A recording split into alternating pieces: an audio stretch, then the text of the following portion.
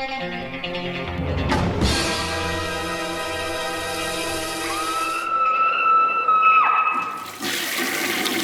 guys, what's up? This is week 341.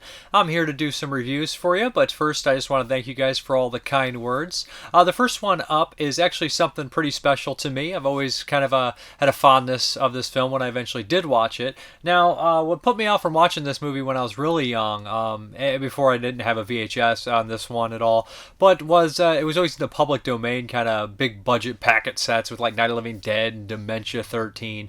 So either somebody thought it was public domain and put it out there, or it was, and so therefore it kind of got put out there in really poor quality for years. So people always kind of hated on the film. Eventually Code Red picked up the DVD rights, or they've just decided to remaster it and put out a nice looking DVD, and that's when I initially saw it and really enjoyed the film. The movie is Messiah of Evil. Later a Blu-ray would follow, but the Blu-ray was a little lacking. It was very cool to have, but this new one from Radiance Films looks excellent. So Radiance Films, essentially, I've covered almost all their American output so far, and I've been pretty impressed with all of it. There's a couple I still need to get to. I haven't dove into any of their UK release onlys, but they do a pretty good job. They're kind of like, I think, some of the people from Arrow, but Messiah of Evil is probably one release I was looking most forward to this year. It's got a certain quality about it. It's very regional, very Lovecraftian. It has a regional quality, you know what I mean? So essentially the plot opens up kind of like that, I guess, unreliable narrator. We have somebody who's telling the story in narration, and they're in a mental institution, and they open their line up beautifully. I hear nightmares are dreams perverted, and they go on this whole kind of spiel, and it's a warning, and it's terrifying, and you're terrified for this person's sanity and safety, and then you get into the story. And what we learn is that our lead character, played by Mariana Hill, who pops up in stuff like Schizoid and a couple other horror films that I can't, one of them's leaving my mind, and she's really good in it. So she basically is on her way to find her father, who was a kind of a famous, painter, artist, and he is living in this Point Doom place, and he's kind of isolated after the mother died, and he's been kind of living there, and he's been writing her notes. That's the only kind of contact they've had. He's played by legendary character actor Royal Dano. Now, Royal Dano is in a slew of great films, like some kind of old westerns, Drum. He's in If He Hollers, Let Him Go, but for the horror fans, we'll know him from Something Wicked This Way Comes, Ghoulies 2, of course, Killer Clowns from Outer Space. He's really a really good character actor, great actor in this one as well, much more serious role, kind of tended to play drunks or alcoholics of that nature. So what happens is she goes to this small town, and this small town isn't right. It's kind of a coastal town, and there's a lot of weird things going on. There's an actor, there's kind of strange rich person who's traveling with kind of bohemian lifestyle with these two pretty girls, and they kind of are a thing. One's younger, and he is interested in this town, and he's interviewing Elijah Cook Jr., another great character actor, pops up in Salem's Lot and The Maltese Falcon, among a million other movies. Very good performances. This kind of almost slow, kind of drunk, telling the story of this town. He doesn't want to get into the details, but he starts mentioning blood moons and his father's history and all these kind of weird, sad, crooked, scary things. There's not many people in the town. It's very isolated. On the way there, in fact, she encounters an albino man who eats mice, as we find out later on in the film. Just lots of creepy things. Just right off the bat, it's unsettling. It's nightmare logic almost, and just it seems like in a world gone mad, if that makes any sense, which I believe is actually a tag, is one of the lines in the Dawn of the Dead trailer, in a world gone mad. And there is similarities to this Dawn of the Dead and Romero in general. This has a big Let's Scare Jessica to Death flavor, a Carnival of Souls flavor, a Night of the Living Dead flavor. And in some of the special features, they were mentioning, hey, maybe Romero did see this after, and he kind of was inspired to do some of the, the big open spaces and the consumerism with the supermarket scene in this, in Dawn of the Dead. I mean, obviously this was inspired by Night of the Living Dead, so why not? So basically what happens is, as she gets deeper into this town, she starts to kind of lose her grip on reality as she's reading her father's journals in this kind of beautiful house that they're staying at. Her father's house, all the walls are painted with like these kind of figures that don't have any faces, and it's definitely reminiscent of the townspeople when you do see them, and they're ghouls of sorts.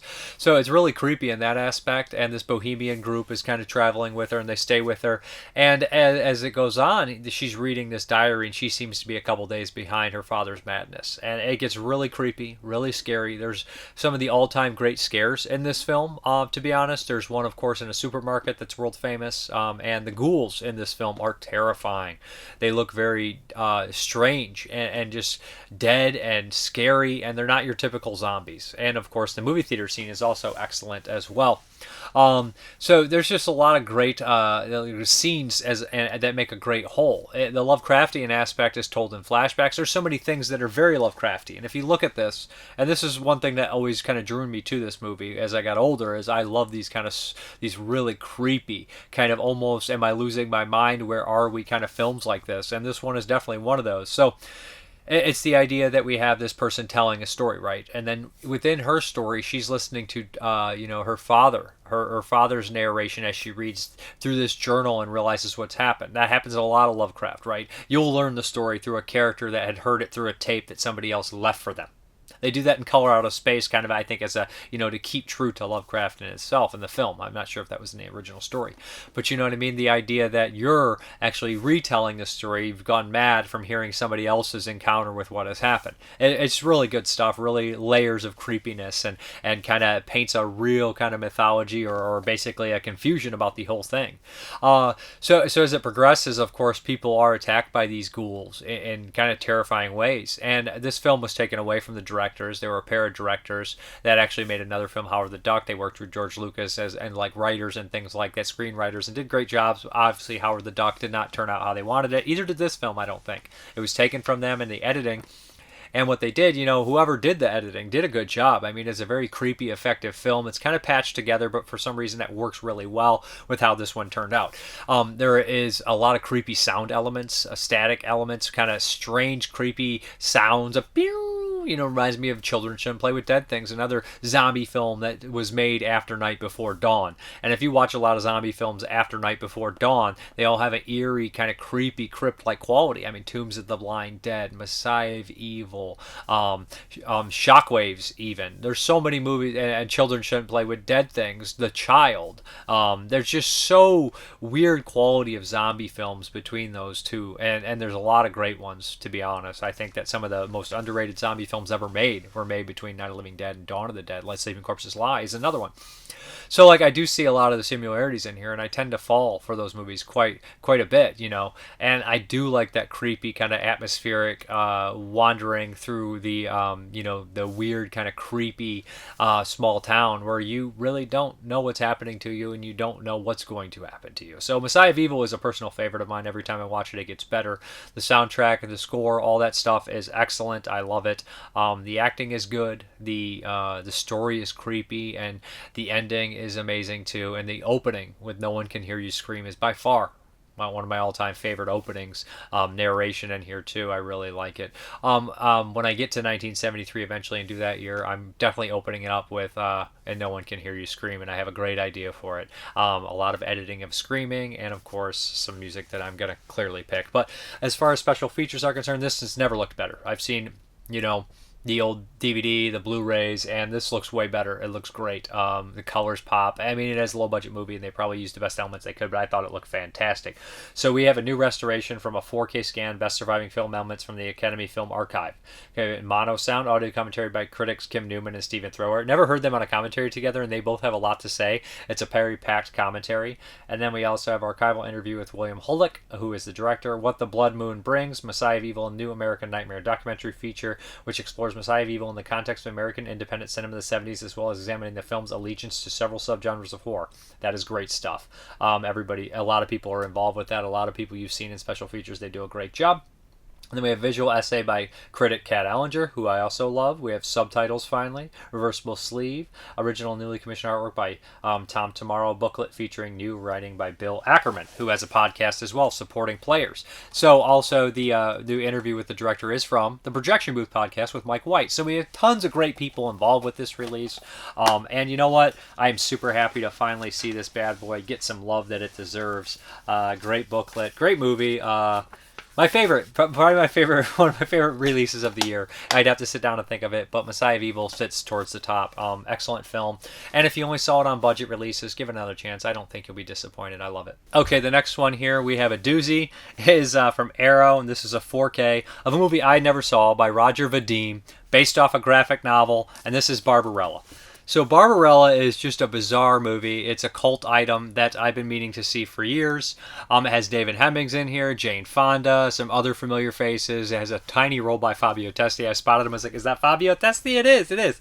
Some other people that I think people would know here. John Philip Law. How could I forget him? From stuff like Attack 4Z. And John Philip Law is just a strange actor to me, right? If you want to call him an actor, he kind of had this straight face, kind of no kind of personality kind of character. So this is weird. So Jane Fonda is Barbarella, and she is basically told that she needs to go find this scientist so she can prevent this kind of crazy war happening, because the scientist has access to these weapons and they don't want the weapons to fall in the hands of anyone else. They live in this weird new futuristic society in this film where, like, sex, they don't really have sex. Think Demolition Man, right? Where they have sex in weird pill form, all sorts of stuff like that. But so she gets into the real world and she starts to have all these weird, crazy experiences and run-ins with these different people, like a barbarian kind of group of people. And at first she has her first sexual encounter, and then before long she starts to kind of long for it and have it and I want it. So basically it's really weird and silly, and David Hemmings has a great role in here. He's very funny, and it's just kind of a bonkers movie where you like try to describe the plot and you're like, does it matter? The main villain in here is excellent. Jeremy saw this and he said it's like Jeff Goldblum meets John Lovitz, and I was like, that's a great mismatch, and I do see that as well.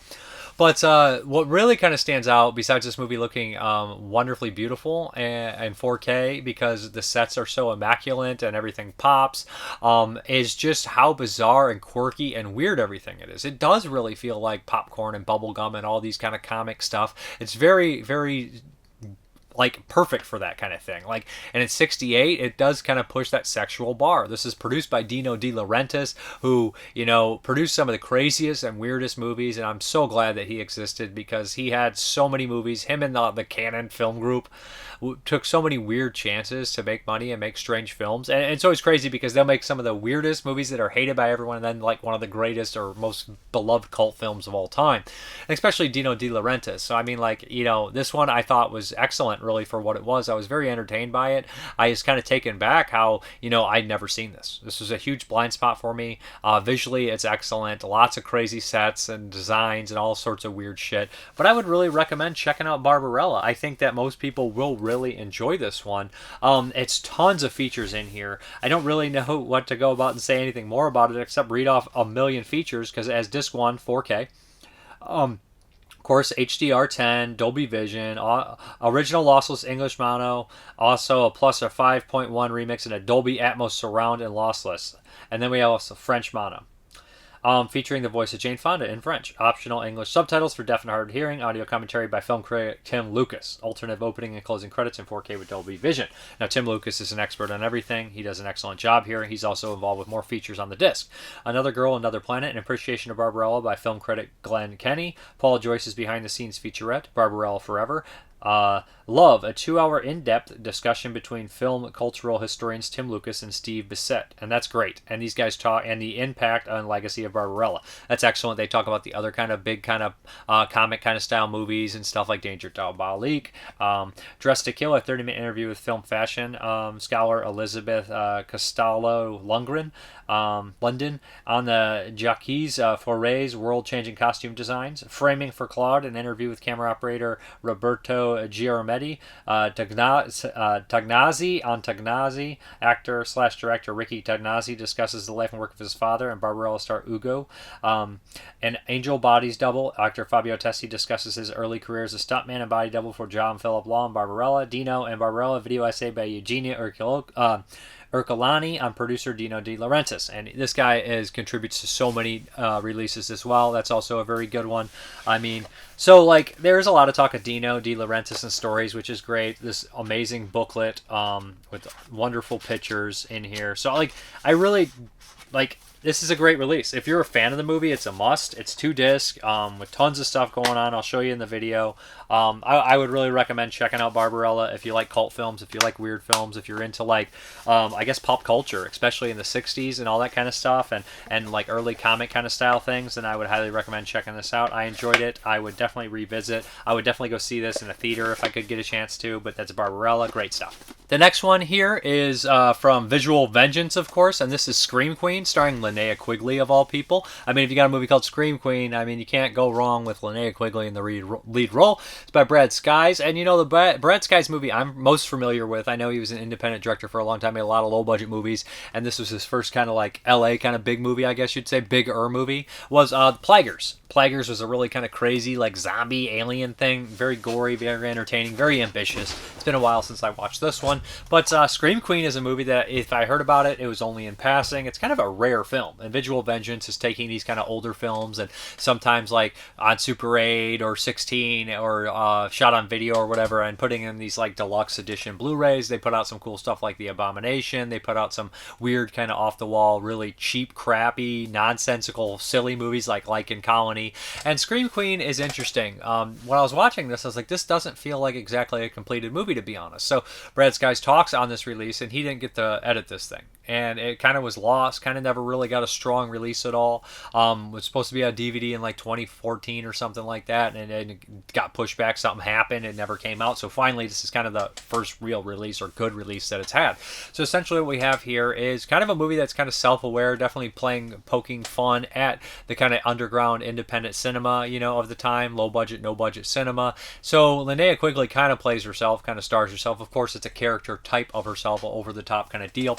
So the opening of the film, they're making a movie, and there's a really funny moment where she jumps on this actress and starts choking her. She's like, "Why won't you die, bitch?" And like, you don't know it's a movie at first, so it's a really good gag. But even after you find out it's a movie, it's still kind of funny.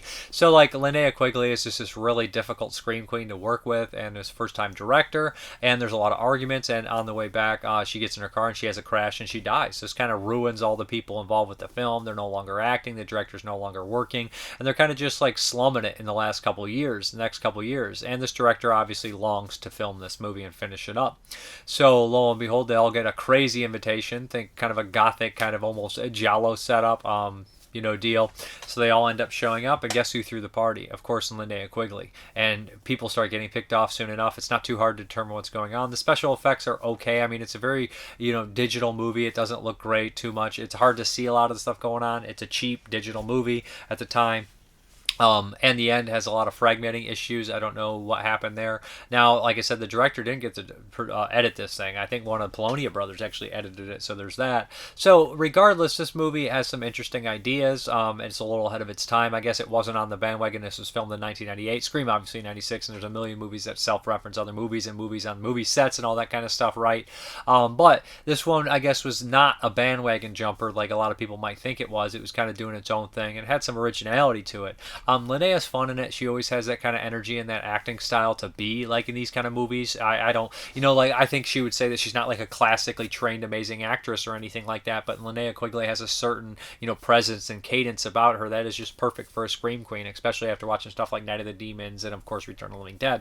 As far as the rest of the acting, not to be rude, I think most of it's pretty poor, and that could just be the picking up on the dialogue, all sorts of things, right? I don't want to pinpoint anyone in distinct out there and stuff like that. There's a nice little cool miniature, but I can't be like, oh, the acting's phenomenal in this, because it's really not.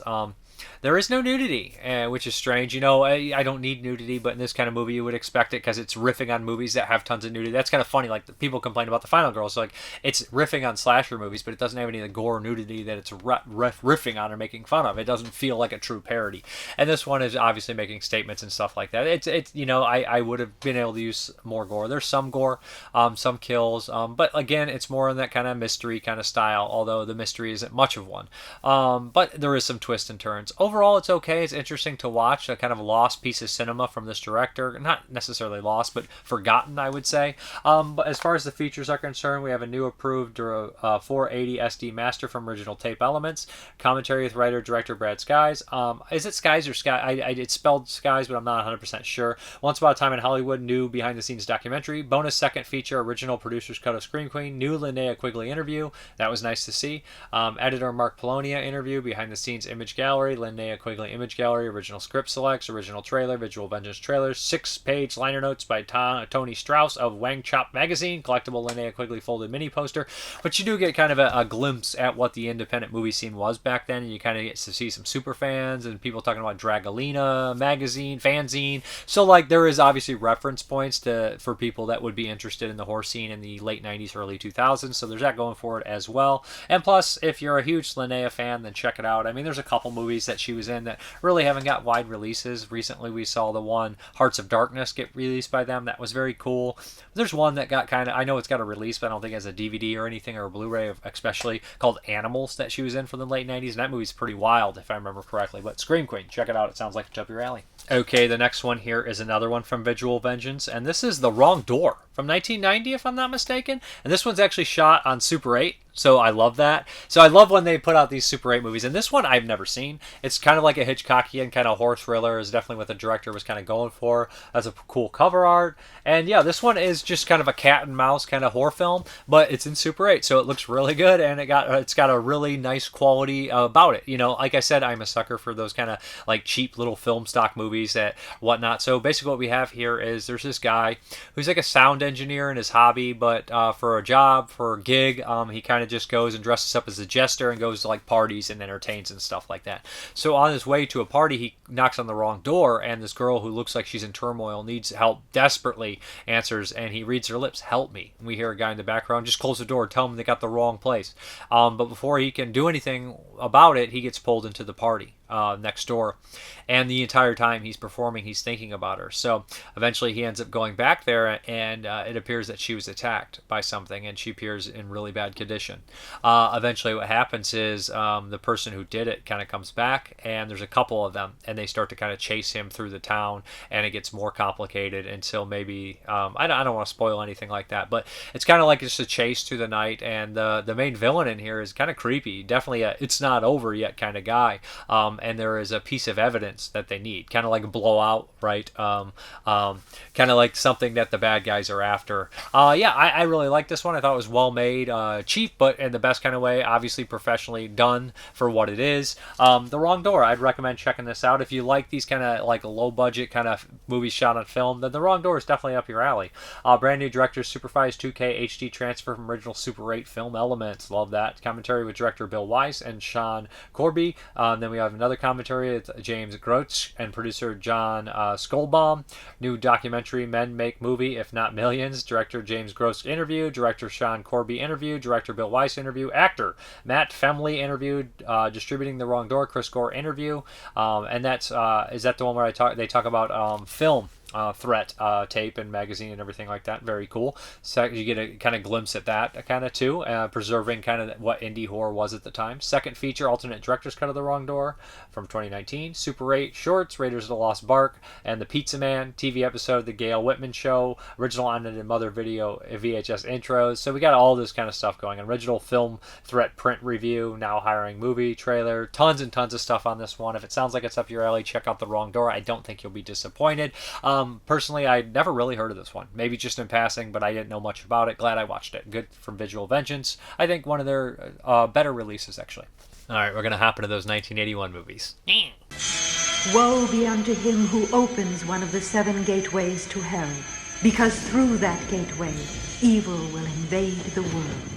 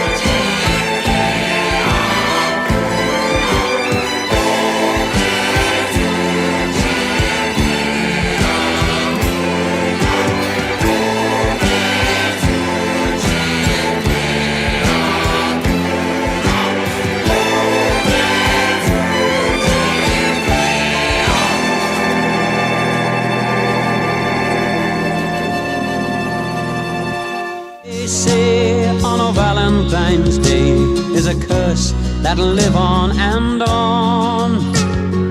no one will know as the years come and go of the horror from long time ago.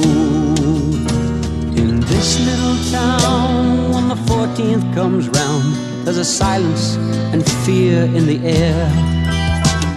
Remember the morn that the legend was born, all the shock and the horror was there. Oh, the legend, they say, on a Valentine's Day is a curse that'll live on, and no one will know as the years come and go of the horror from long time ago. And no one will know as the years come and go of the horror from long time ago.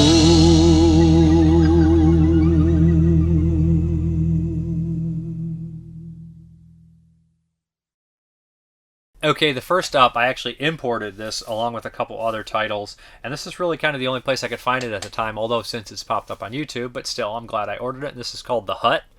So this is a South Korean film. I had not heard much about it. I don't know if it's been remade, but they definitely have talked about The Hut later on. This is like a nice deluxe edition, like from this company called Korean Film Archive Blu-ray Collection. It's region free, so if anyone has English subtitles, Japanese subtitles, and of course Korean subtitles. So The Hut. This was kind of towards the top of the list on Letterboxd of 1981 horror movies, and I was like, I can't find that one. I'm gonna have to take it off the list. Couldn't find it anywhere. And then eventually I saw it on Blu-ray, and I was like, oh, this has a release. I got to try to get this. And I probably paid more than I should have. But so essentially, this is a good film, a mystery horror film with maybe a supernatural tinge. I would think this would be a good, like a precursor to stuff like The Wailing from 2016. If people have seen The Wailing and they have the spells and all that kind of stuff, and like Small Village and all this kind of thing like that, I would say that this is definitely a precursor to that kind of deal. And a lot of these Asian horror films, they all have their own kind of curses and way things are done. If you watch a lot of the Hong Kong or Chinese ones, they have the Mr. Vampire movies with the spells on there.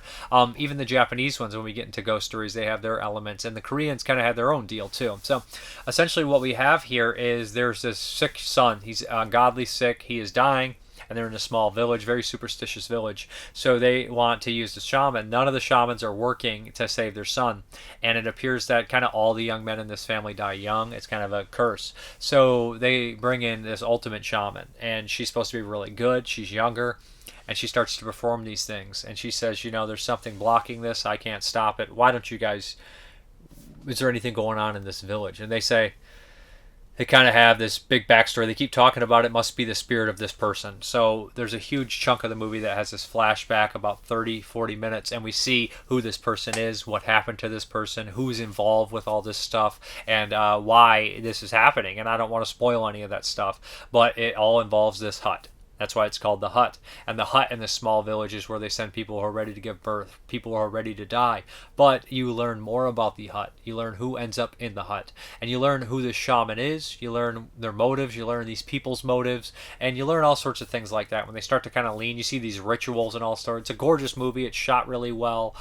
Great music and a great ending, too. It's kind of a very powerful ending. I would really recommend checking The Hut out if you've not seen it. It's well acted. It's well directed. It's an interesting story, and it's a great glimpse at maybe learning about another country's kind of I wouldn't say superstitions, but beliefs and everything like that, and a weird kind of society and stuff like that, even 20 years later than that happened. It's just kind of a very patriarchal society, and it doesn't really favor the woman, unfortunately, in this. But I would really recommend checking out The Hut. I'm glad I watched it. I'm glad I picked it up. I definitely would watch it again. It's a good release to have because I've not really seen anyone else talk about this Blu-ray or anything like that. But check it out. Yes, Asia has it. It's not cheap. Maybe you can find it cheaper. DDD House did not have it, or I would have bought it from them. But hey, this is good stuff. This is called The Hut. Okay, the next one up from 1981 is a Hong Kong flick, and this is a thriller. But I was like, I want to watch some of these thrillers that were on my list. And this is Man on the Brink. So this is an undercover police story here. This was pretty good. So we follow this undercover cop who's just not particularly good at his job. He kind of loses all his jobs. He gets fired. He has a girlfriend and a sister who's always bad mouthing him. You know, the brother-in-law is always angry. So in the very beginning, you kind of see that he has a good heart when he wants to let these illegal sellers. He wants to let this old lady go. He's like, get out of here. He gets kind of reprimanded for it, but he gets called in the office, and he's a young guy. He's not married, so he thinks he's getting fired. And his chief says, you know what? Do you want to go undercover? I want you to kind of infiltrate this gang, this very dangerous gang. And at first, he wants to take the job, and he has a kind of a contact inside the gang. And at first, it goes shaky, but him and the contact eventually meet, and he becomes very good friends and very close with this contact as the only person that understands his life truthfully and wholly. You know, being an undercover is tough, but there's a couple of villains that are introduced, really villainous kind of tough guys and everything like that. One of them in particular is kind of a main guy, really scary, hitting women a lot, but he's kind of goofy at the same time. I don't remember his name in this. So basically, him and his buddy are tipping off the police officers and always kind of getting away at the very end, or getting arrested and fighting off, or getting released, and all this kind of stuff like this. And of course it starts to escalate, and at one point there is obviously some incredible violence, and he is basically at fault for certain things. And as the movie progresses, you see him kind of get strung out, and he has these bags under his eyes. He's drinking more. He owes money. He obviously is becoming the thing that he's supposed to be stopping. He's becoming a criminal, and he can't stop it. The ending is really strong in this one, really powerful stuff, very tragic. This is a very serious Hong Kong film. A lot of Hong Kong films have an element of comedy, almost all of them. Right? They have a silliness, even if they are brutal. If you look at a lot of the Cat 3 stuff, they have a very, a silly kind of comedic thing. And I think I saw this one being compared to stuff like The Happenings from 1980, which I do see. That's kind of a young group of people getting caught in this crazy, violent, criminal-esque situation, which is a good film. And there's a couple others that they compared this to, Dangerous Encounters of the First Kind, and I can see that as well. Now, this guy may not be a youth, but he's certainly young, and he starts to get taken in with these other kind of younger guys and commit these crimes. But the ending is also reminds me of stuff like Red to Kill, when we have that mob mentality and these kind of crazy large apartment buildings and everything like that.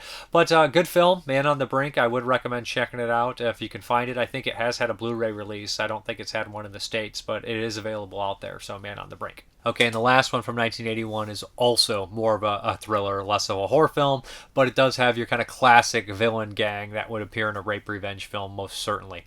So, this one is called the Mobfix Patrol, and this is a bizarre one. So the two leads in this film, you guys would recognize right away if you watched any kind of, Hong Kong genre cinema. It has the heavy guy from The Beast, the bald guy. He's in a million of these movies. He's always plays a character named Fatty or Fatso, and he's Fatso in this, and he's a police officer, and his partner is called Weirdo, and his partner is actually played by a guy from Dangerous Encounters of the First Kind, the real skinny guy, who also appears in stuff like Taxi Hunter as kind of like the kind of criminal that Anthony Wang has a big account with. So like these guys are in a bunch of these movies. You see them in tons of them. They're partners, and they're Weirdo and Fatso, and they're almost kind of like a comical police officer group.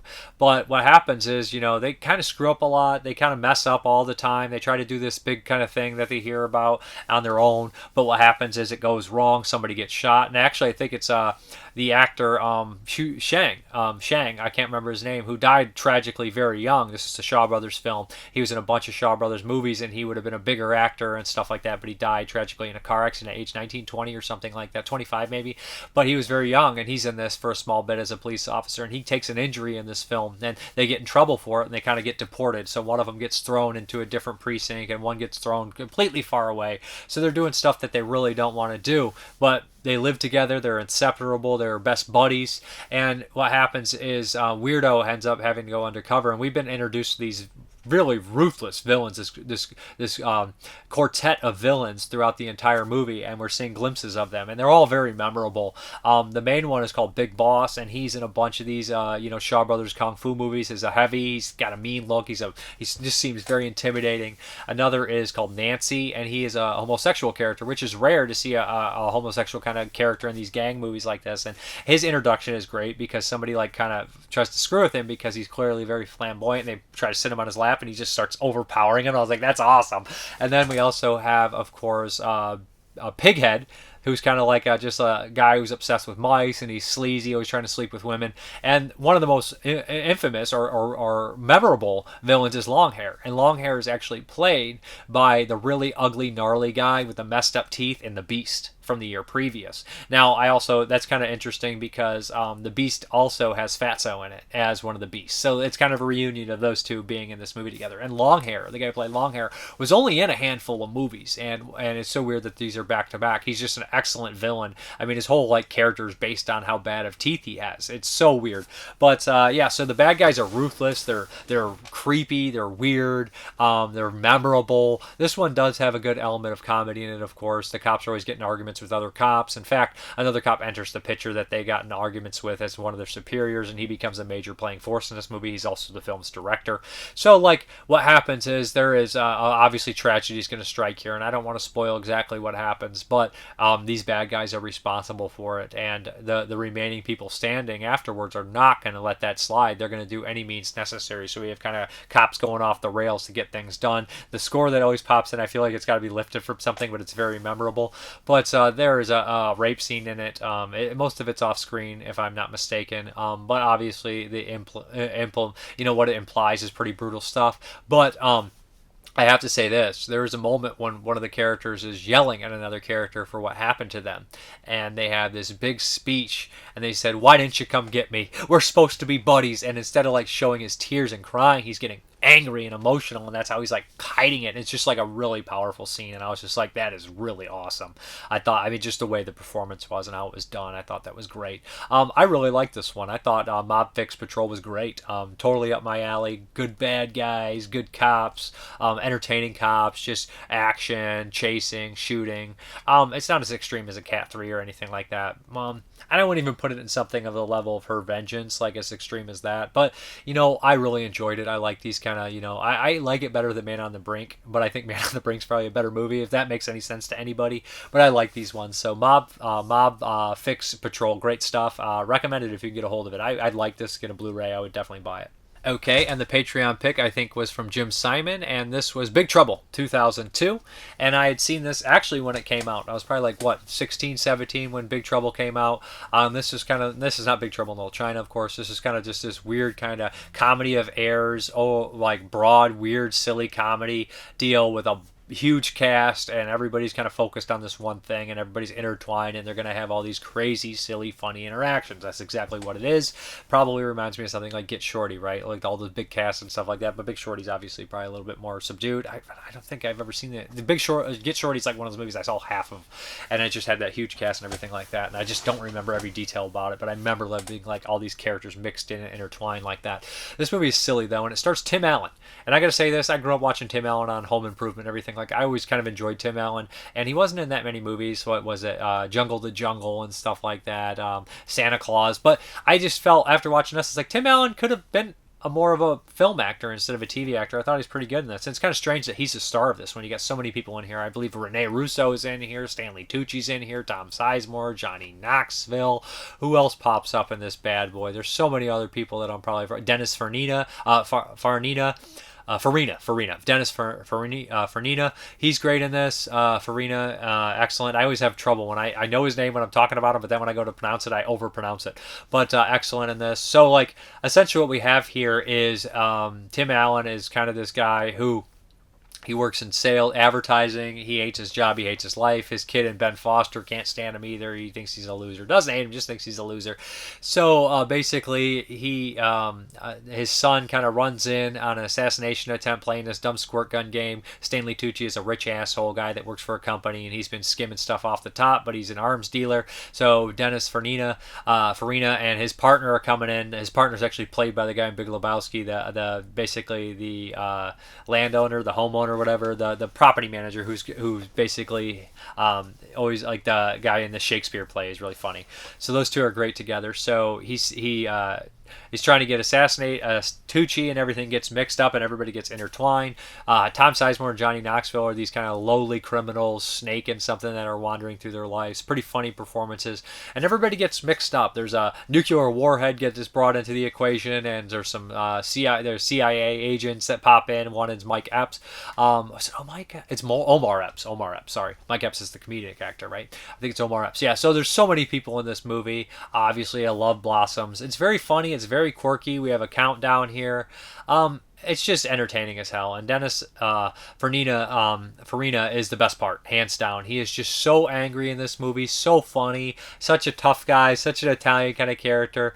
And there's this ongoing gag that has me laughing hysterically. So they turn on the radio when they're waiting, and it's just like this whole stupid ass like ongoing joke throughout the entire movie about Gator fans because they're in Miami, and they just realize how bad they hate fucking Miami. But there's just such a great moment where this guy's like, "How come you guys talk so much stuff?" Like the owner, the radio host, and he's like, "When you guys are winning, but when you guys lose, nobody wants to call in." And it goes on for like half the movie where they keep turning the radio on, and it's still this guy talking. He says like, this guy calls in, he's like, I called in. And he's just like, "Why'd you call in?" He's like, "Just, you said we wouldn't, and I did." And it's just like, it's so fucking funny. I cannot, that's such a great gag. I like this kind of movie, this comedy of error, silliness, all intertwined, entertaining movie, Big Trouble. I would recommend it. You know, it's light, it's easy going. Oh, Patrick Warburton and Janine Garofalo are in it, also two great performances there. I would recommend Big Trouble. I think you guys could do a lot worse. I think you guys would enjoy it. I enjoyed it quite a bit. Check it out. It's very funny. All right, all the comments and questions. Bad Brains Horror, best of luck, Dave. Thank you.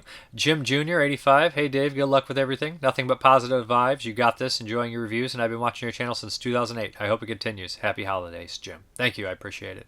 Happy holidays, too. Stoked, Scab1. Hope everything goes well for you, man. I forgot to post this, but there's a movie I watched in the early 90s, but I think it was 70s or early 80s. Had a slug or worm-like creature, kind of like Slither Night of the Creeps, but bigger. And I'm pretty sure the movie took place on a spaceship. One of the slugs attacks a guy with a curly afro. Was that Forbidden? Not Forbidden Planet, Forbidden World? The Corman one. That could possibly be it. Or Galaxy of Terror. I think there is a guy in Forbidden World with that.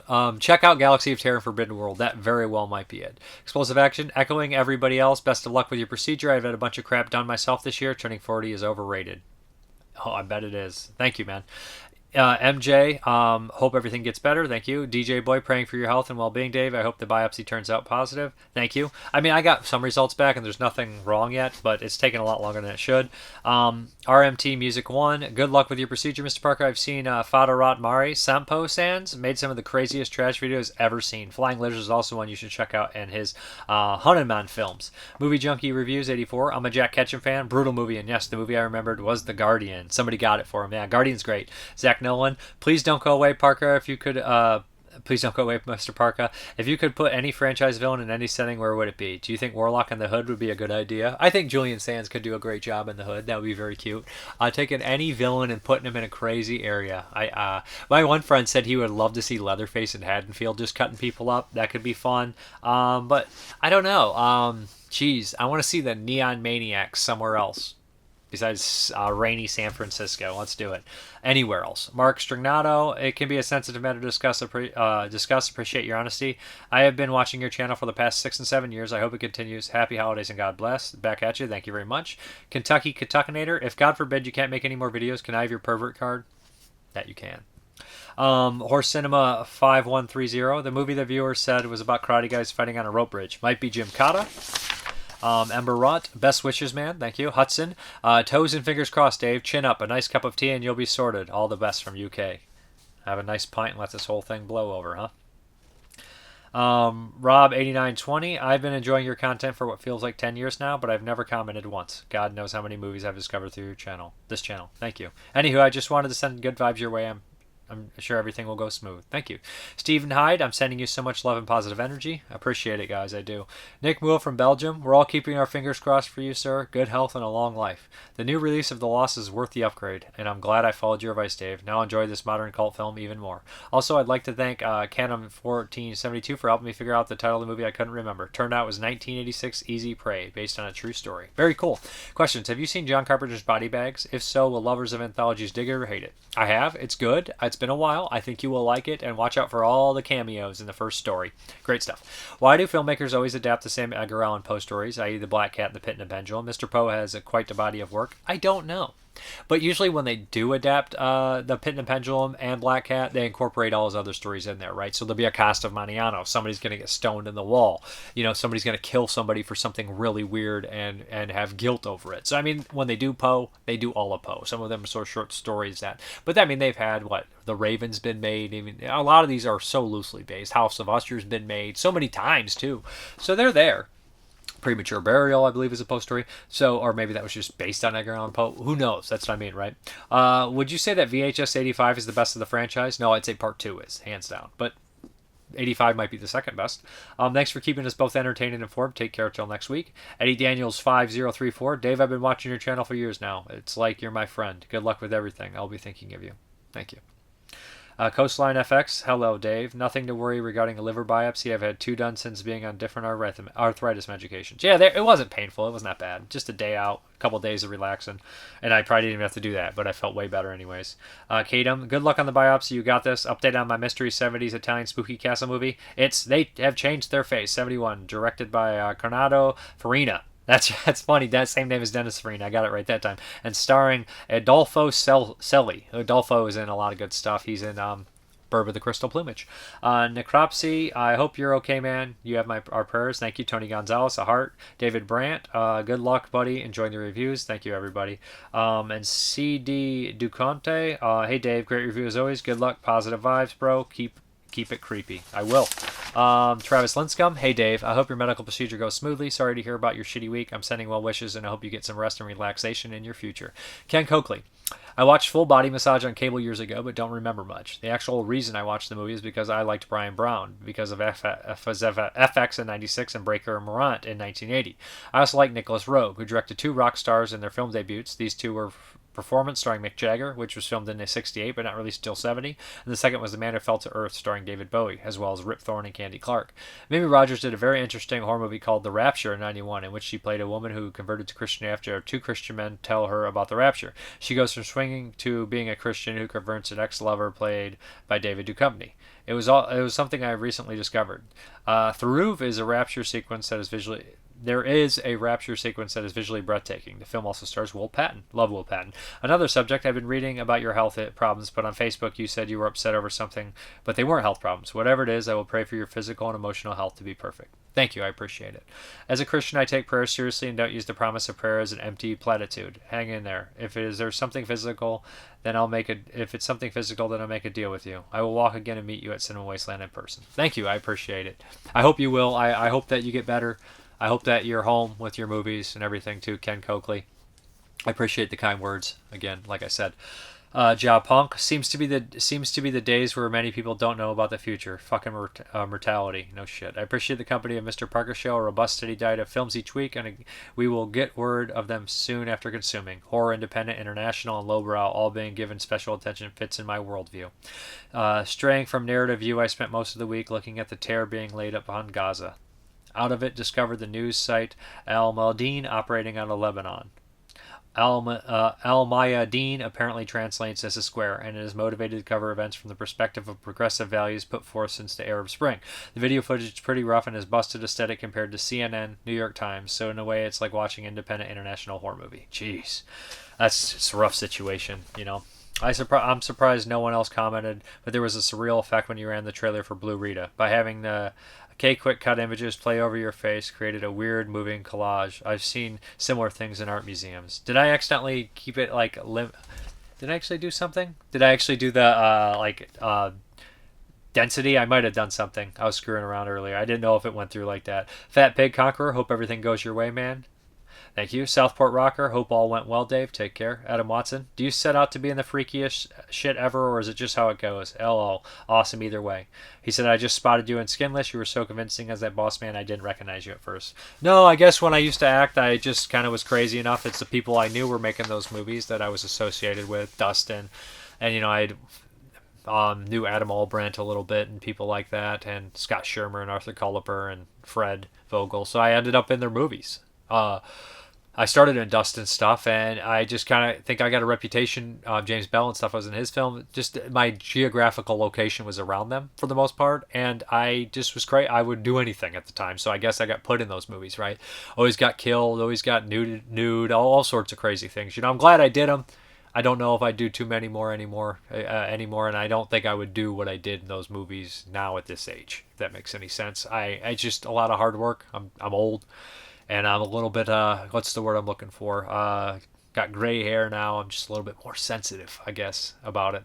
But let's hop into that update, guys. All right, let's hop into this. First up, they had a couple cheap 4Ks. Got a terrible glare here. 2001 Space Odyssey, Stanley Kubrick, obvious classic. Grab this. I mean, this is going to look great in 4K. Let me know how this one looks, guys. And next up, of course, Pulp Fiction. Quentin Tarantino. Classic movie here. Love Pulp Fiction. It's not my favorite Tarantino, but I like it, obviously. Great movie. Then we have a Blu-ray here of Blue Steel, Jamie Lee Curtis, Vestron collection here. This one I've never seen. I'm still hoping that they put out frickin' Ghoulies 3, Ghoulies Go to College. Then we have a couple imports here. I picked these up along with The Hut when I ordered it. This is Inner Senses from 2002. Heard good things about this one. I know Brandon Orlick from Exploding Heads was a huge fan of this movie, so here we go. Does have English subtitles, and it is region free. A Blu-ray there. And then we have The Isle, which has a huge kind of like cult following, and I hear it's pretty intense, pretty crazy movie. And this again is region all and Blu-ray here. Does have English subtitles, so this looks kind of like a cheaper Blu-ray, to be honest. Doesn't look amazing, but hey, I grabbed it to get free shipping too, and I always wanted to see it. Next up, we have The Seventh Sign from Scream Factory, which is a movie I never loved, but it was one that always drove me crazy that I never upgraded, so I finally just bit the bullet, or it was going to drive me nuts. I'll definitely give it another chance. Debbie Moore here. I watched it when I was really young, so that means nothing. And last up, of course, is finally this did come. I got my Chatterer box set, the Arrow 4K Chatterer, Hellraiser 1 through 4. See, what happened was it got lost in customs or something like that. So I was like, I thought they were not going to send me one. So I filed missing mail, but they ended up sending me a brand new one, and it came. So now I have the Pinhead and the Chatterer. I'm definitely going to send the Pinhead in some time, maybe after it goes out of print, just to make my money back. So, but this is, of course, the 4K import from Arrow of the first 4 Hellraiser films, and it's the Chatterer kind of variant here. I picked Chatterer, of course. He's my favorite looking Cenobite. I don't know if he's the best. I mean, I like Chenard, I like Pinhead. I like all of them. But, yeah, I just love how Chatterer looks. So, yeah, that's the update. Okay, guys, thank you very much for watching, and as always, have a good one.